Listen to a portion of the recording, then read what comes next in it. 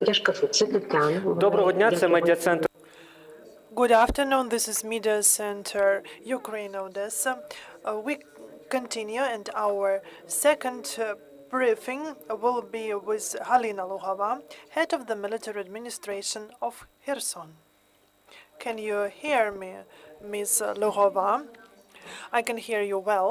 I would like to wish peaceful day to all of us. Can you tell us about the humanitarian and security situation in Kherson? The enemy continues shelling the hero city Kherson and unbreakable Kherson citizens. Can you hear me? Yes, we can hear you well.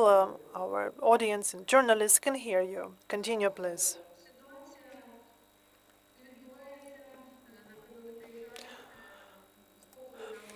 Unfortunately,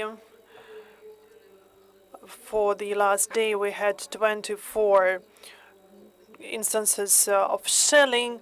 They continue damaging our critical facilities. There are 38 facilities destroyed. There are also 48 educational institutions destroyed, and 109 houses have been also destroyed.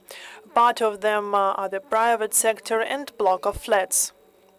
I can also say that overnight they shelled our children's regional hospital once more. The enemy continues killing our people. Starting from the 20th of November, when they started shelling the city of Kherson, the amount of hits has made 1,223, 65 persons killed, including one child, and 160 persons have been injured, including 4 children.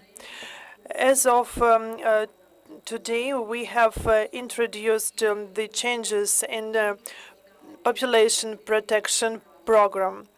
People who were injured as a result of shelling can get financial support for the adult 15,000 and for a child 20,000 of hryvnias. If there are killed persons in the family can get 30,000 hryvnias of compensation. As for the heating in the city, 80% of the city has heating, and we actually had the meeting of the Committee of Emergency Situations, and we made a decision to pour out the water from the system in the so-called island district because of the damage. And the heating station was partially damaged by the enemy. That's why we cannot ensure the pumping of the technical water and repair of the heating station, because the enemy is not far from the island district, in around 700 meters and 1 kilometer, and snipers can shoot our staff, and that's why it is dangerous to be there. The enemy use grats, different projectiles, shelling. They also use phosphorus bombs and S-300. That's why the situation in that district is very difficult when it comes to heating. But we have received heaters and that we provide to families. And at the island district, the water supply and power supplies have been restored. There is the point of invincibility, which is the point to disseminate the humanitarian aid. people can get food packages, personal care materials, warm clothes, blankets, torches, everything they need for their living. We are now equipping a heating point, and you understand that I can't share you the whereabouts of this point, but that will be on that island. And the citizens, the residents of that district will be able to use it. And this will also serve as one more shelter. The residents of the district know well about the whereabouts of this point. They can get the information in the invincibility point. We have Antonievka, Sadova, Schidny, Kindiyka districts, the river port, where the enemy continuous shelling, and at Antonievka district, the situation is very difficult with power supply. There is a blackout there. The gas pipeline has been already damaged. And the people, we are expecting our workers to repair the pipeline. And there is a powerful generator that ensures water supply. We also supply water there. There is the Starostinsky area that has the Humanitarian Center, but that center has been destroyed by the enemy. And now we should find a different route to organize the dissemination of humanitarian aid.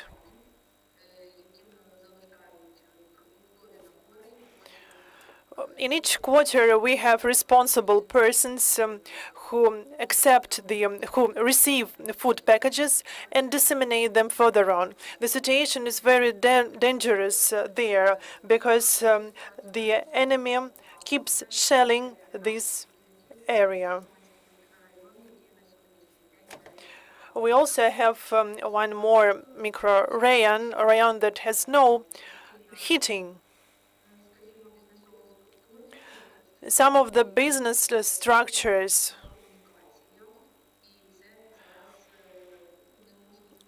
have their facilities on the communications. That's why now we cannot find the destroyed part of these communications. But I would also like to say that our invincible Kherson residents, the workers of communal services, continue their work under shelling, under shooting. And I would like to use this opportunity to thank everyone, to thank all brave citizens that continue struggling in Kherson and continue supporting the infrastructure for other residents of the city of Kherson could receive this support. I would also like to say that the Vodokanal communal or municipal company was attacked.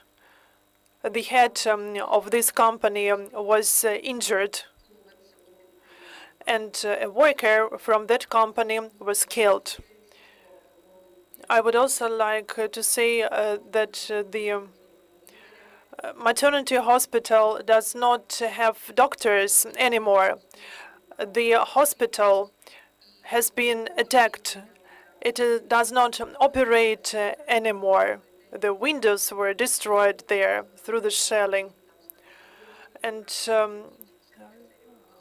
during the shelling, there were 5 pregnant women there.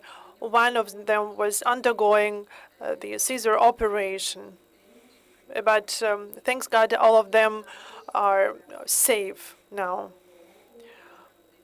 And I would like to say that on the first day of the new year, a boy was born. So the life is there in Kherson.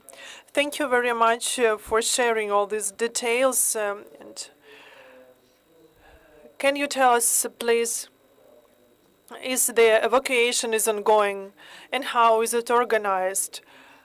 Are people still leaving the city? And is there any support of local authorities or international organizations to help those who cannot leave the city by themselves? Yes, the evacuation is ongoing. We have daily trains.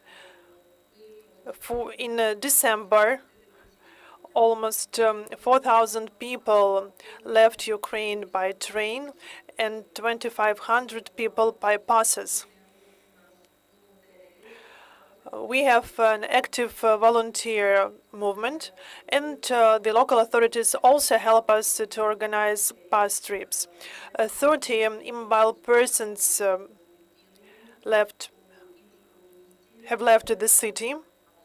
So there is, and actually, they have been transported to a different place for further care. Other peoples with disability, which is more than 400 persons, don't want to leave the city. Also, we keep trying to persuade them, and we cannot evacuate them without their written consent. But they disagree. That's why the representatives of territorial centers continue providing services to these people at home. And using this opportunity, I would like to address our invincible Kherson citizens. If you know about elderly single people in Kherson, please provide this information to the hotline of the Kherson military administration. Our personnel will visit all elderly people, will do everything needed for these people, including providing food to them, for these people to be taken care about, for them to know that no one has left them, that we will also keep supporting them. I would also like now to cover the topic of shelters, including bomb shelters. We have 24 bomb shelters in our city. We're still equipping these shelters with everything possible. We provide power and water to these shelters. We also, and we have 238 shelters. They are responsible people to equip them with everything possible, including generators, water, first aid kits, warm clothes, everything possible. So the signs are left in the city for people where to get in case of need. I would also like to say that with the support of Odessa Charitable Foundation, yesterday we received the concrete shelter, which has been established in the central city of our city, because this is the only shelter that can save Kherson residents in case of artillery, grats, and mortar shelling, because people cannot respond quickly to such shelling, and without shelter, it is impossible to survive. So, if people are in the center, they will have 2-3 seconds to respond and to get to the shelter.